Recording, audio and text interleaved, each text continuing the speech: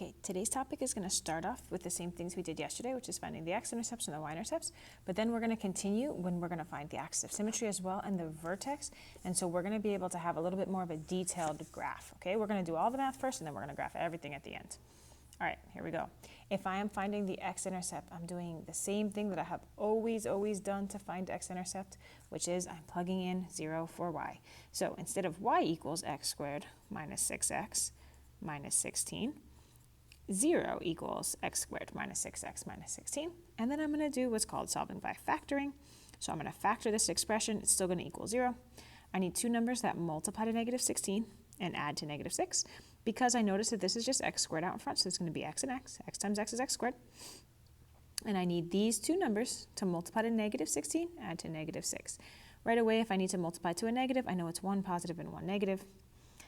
And when I go to add those numbers, I know that they're going to end up subtracting because they're different signs. So I'm looking for two numbers that multiply to 16 and subtract to 6, and those two numbers are 2 and 8.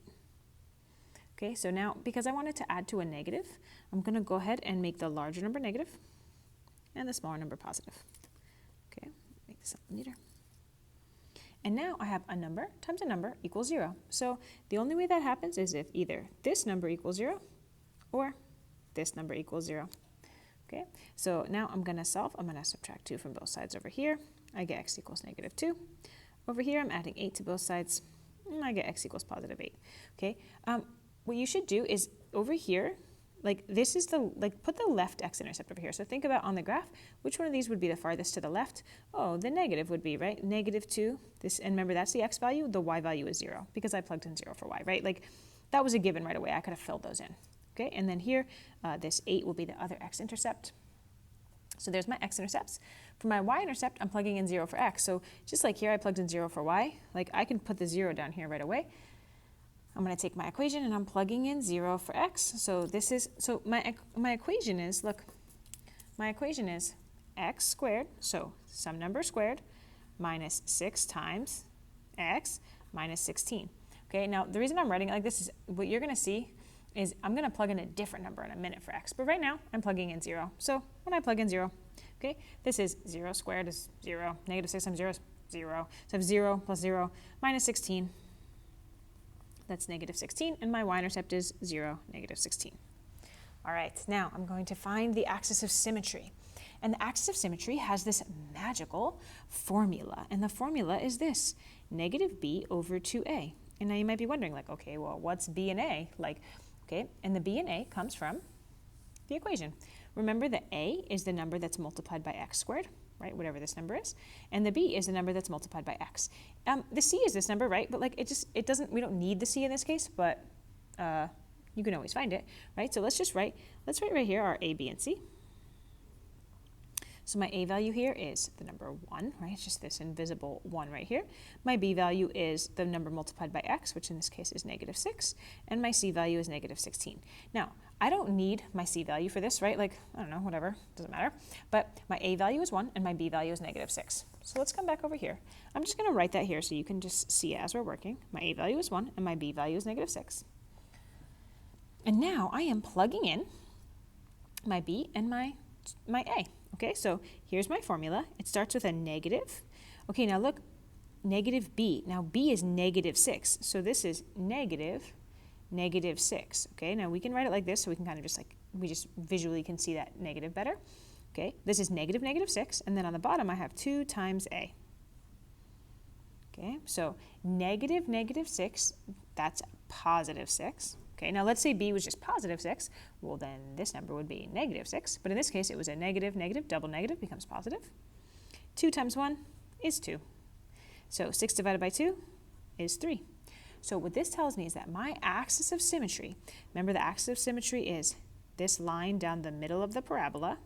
Okay, this is at an x value of 3. It's a vertical line at an x value of 3. Okay, now, what I want you to remember about parabolas is that here's the parabola, here's the axis of symmetry. The vertex is right here. It sits on that axis of symmetry. Okay, so when I want to know, okay, well, what's the x and y for the vertex? Here's the thing. I already know the x value. You know how? Because I know that it's going to sit on this line. this x equals 3 line. So I already know that the vertex, the x value from here, okay, draw this arrow, is going to be the x value for the vertex. Okay, now, if I'm looking for any point on a graph, look, I'm going to copy the equation. If I'm looking for any point on the graph, what I can do, if I have an x value, I can always plug it in. If I have a y value, I can always plug it in. So here, I want to know, hey, what's the y value? What's the y value when the x value is 3? So you know what I'm going to do? I'm going to plug in 3. I'm going to plug in 3 everywhere I see this x. So instead of being x squared minus 6x minus 16, this is going to be 3 squared minus 6 times 3 minus 16. Okay, let's do the math here. And feel free to use calculators. Some of the numbers are bigger than others. But 3 squared is 3 times 3. That's 9. Okay, and listen, sometimes this number is going to be negative. But let's say this was negative 3. Negative 3 times negative 3 is still positive 9, right? That's a negative times negative is a positive. Okay, this is negative 6 times 3. That's negative 18 minus 16. Okay, now here you could do the math like one step at a time. You could do 9 minus 18, get negative 9, and then subtract 16. You could totally do that. You can also use your calculator. Like, look, I'm just going to show you, right? This is 9 minus 18 minus 16. I could just do 9 minus 18 minus 16. I get negative 25. Okay, so in this case, when I plug in 3 for x, I get negative 25 for y. Okay, that's my vertex. Okay, now we're going to graph all the pieces, okay? Here's what we're going to do on the graph. We're going to label our x-intercepts. We're going to just label them number 1 and number 2. We're going to put our y-intercept. We're going to label that number 3. We're going to draw the dashed line for the line of symmetry, and we're going to put the vertex on it, okay? And then we're going to kind of see where does that y-intercept reflect, and then we'll be able to sketch the graph, okay? So let's take a look. I'm going to start, and here's how I'm going to start. I'm going to kind of see like, okay, my biggest number is 25, right? I don't have any number bigger than 25, and it's negative 25. So I'm going to kind of imagine like this down here, like this is a value of 25. Okay, well, it's negative 25, right? So that's a y value of negative 25. So let's start graphing. I have my x-intercept, negative 2, 0, and my other x-intercept, 8, 0. So negative 2, 0 is going to be like, maybe like, let's say right here, this is negative 2, 0, and then 8, 0 would be farther, right? Like if this is just 2 units, then like 8 units might be like over here, let's say. Okay, so let's call this my two x-intercepts. I'm going to label them 1 and 2. Now my y-intercept is 0, negative 16. Okay, now remember, I need to leave space all the way down to negative 25. So let's put negative 16 like, I don't know, maybe right here, right? So that's 0, negative 16. Let's call that number 3. Right? Oops, sorry, that's number 3. Okay, now my line of symmetry. It says x equals 3. Now here's what I need you to understand. The line of symmetry is always halfway between my two x-intercepts. Always, always, always. So when you draw this and I'm like, okay, x equals 3, that's like right about here. Like, just step back and look at it. Does it look like it's halfway between? Oh yeah, that looks good, right? This is negative 2, this is 8. And this is, at x equals 3, this line of symmetry is like 5 units from here, and it's 5 units from here. So here's my axis of symmetry. Okay, notice I drew it, and I just drew it as like a dashed line. Okay, and now I'm going to put my vertex on there. So my vertex is at 3, negative 25. So an x value of 3, right, which we knew, it's on the axis of symmetry, so x value of 3, and a y value of negative 25 all the way down here. There it is. Okay, and the last thing I'm going to do before I sketch my parabola is I'm going to take this y-intercept. Okay, look, if I take this x-intercept and I reflect it over the x-axis, it's going to land on the other x-intercept.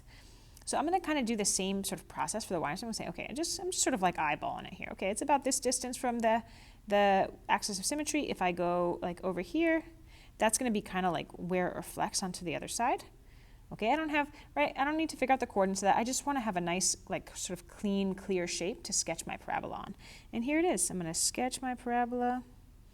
Okay, don't make it a V at the bottom, right? It's not like a pointy bottom. It's like a nice curved U at the bottom. All right, and there is my graph. That's what you're doing.